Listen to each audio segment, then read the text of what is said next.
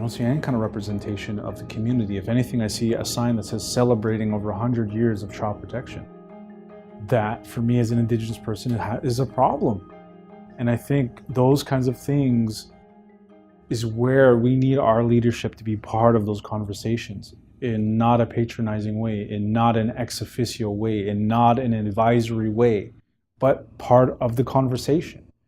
And I think that's the difference. Oh, let's establish this advisory council. But that's all it is. It's an advisory council. Well, that's exactly what our national chief is. He's just a high-profile advisor. And we vote for him as a First Nation citizens to some degree. But he has no power within government. He's almost like a very high-profile lobbyist. That's not okay with me. And I think we have to start really deconstructing a lot of those things and decolonizing those things, because a lot of those processes are colonized. A lot of our processes that we as Indigenous people are perpetuating this kind of colonization. In a sense, to certain degrees, we're almost recolonizing our own people, by trying to move within these systems of racism, and it's kind of almost changing us a little bit.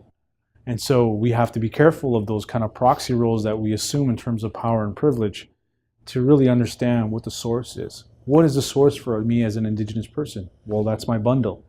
That is my drum. Those are my songs. That is my spirit name. That is my clan. That's what keeps me grounded when I'm navigating those spaces of power and privilege. That I know that I'm there to speak on behalf of the people, and that at the last possible moment, my opinion comes very, very last.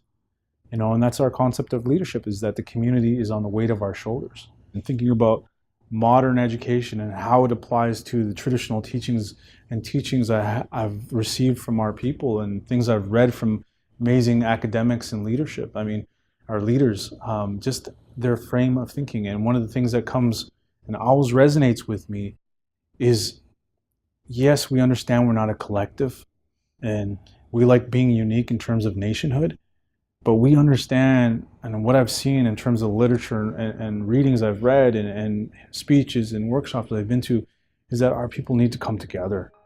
But it's not even just our communities. Everybody needs to come together, and we need to move forward together.